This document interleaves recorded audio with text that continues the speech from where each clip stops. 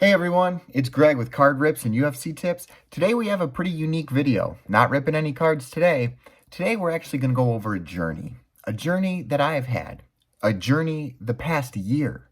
This journey started off on eBay. It was selling vintage Pokemon cards. Those sold very quick. There's a very high demand. You get a lot of bids, a lot of auctions. Then my journey took me for a turn. I needed to sell other things. I got into UFC cards, football cards. I started even selling some of my old baby clothes for my kids that don't fit. So anyways, really building up my eBay seller's reputation over the past year. But also in doing so, something was reinvoked right here. And it really went like this, like Superman when 151 came out. And I'm talking about my love for Pokemon, the hobby, trading cards. So I'm going to use this video to just go over, the rekindling of the relationship that, me as a 9-year-old, now me as a 30-plus-year-old, 33 or 34 something. You lose count after 21. So let's start our journey. We're selling on eBay. We're doing fine. We're selling, modern Sword and Shield. And then 151 comes out. And I go to GameStop and thinking there wouldn't be anything in stock. Well, sure enough, there was stock. I didn't buy an ETB at the time, but I did get the Charmander promo card, which is now pretty sought after. If you have this card, you'll notice on eBay, it goes for probably like $20 to $25, and this is a free card. So that's what I got, and I think I got like an Alakazam box. I got those Pokeballs that came out with it, but spoiler alert, they just had regular Sword and Shield packs. They did not have 151. Nonetheless, fun to rip. I opened up my first ever full art was a Bill's transfer. I love the Cool Trainer Ryan joke. I'm going to transfer Bill to the hospital because not a fan of that card. So I opened that up. I sold it. I think I sold it for like 7 bones. And then the real first full art that started is right here. Oh man, there's going to be a glare on this. Let me see if I could do something here. Sorry guys, I didn't think of this through. I didn't think this through at all. Okay, Machoke right here.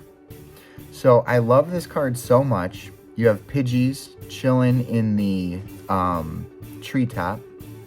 You have a Meowth over here creeping. And you have the Machoke moving crew. Like this is why Pokemon nailed 151. Full arts, fun, interesting artworks. And that was, I think of the few products that I got from GameStop, again, Bill's transfer gone, keeping the 151, building a binder of it. Next, we're getting into it. We're ripping. I go over to some friend's house. I go over to hang out with some friends at a friend's house. And I remember ripping this dude, Ivysaur.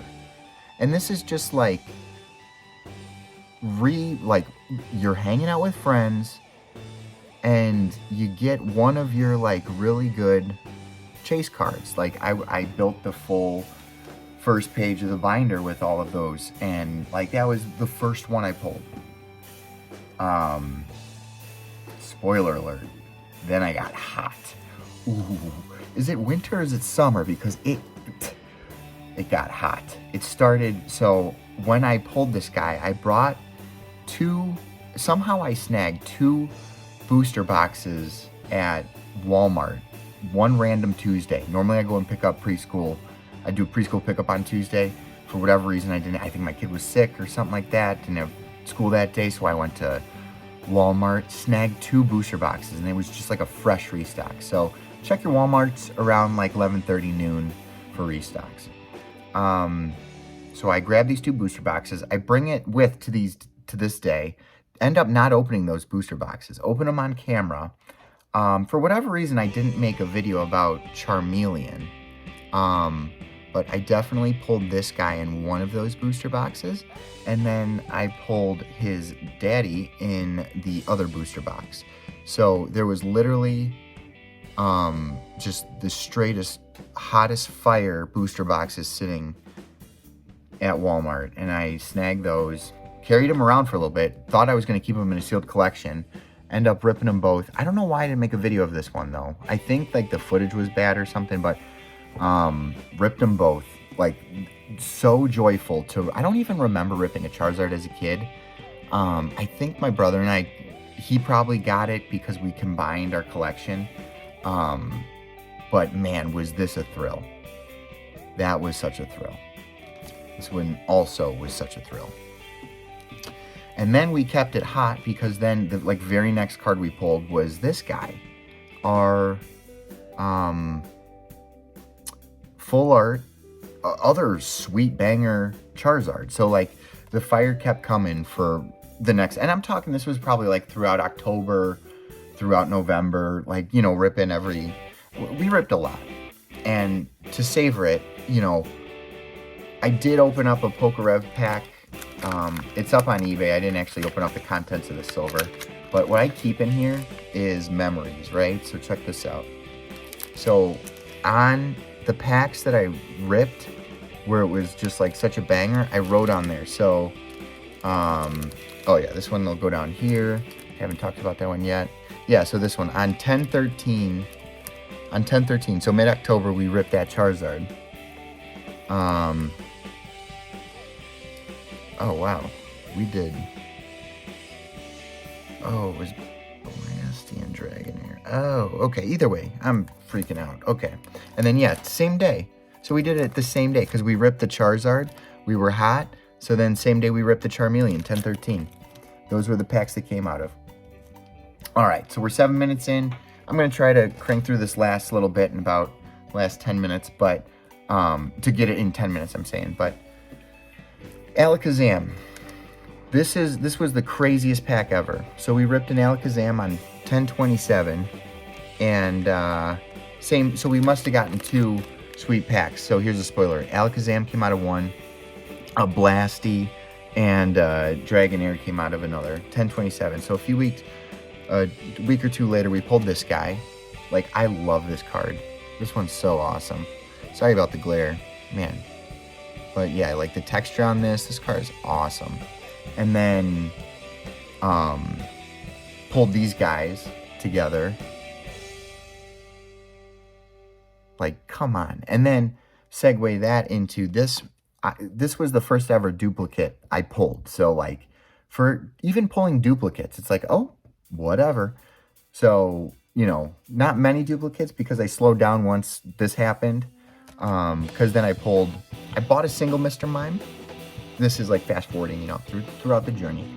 Bought a single Mr. Mime, ended up pulling a Mr. Mime, and traded that one to a buddy, same group of friends, you know, shout out, ripping this day earlier on.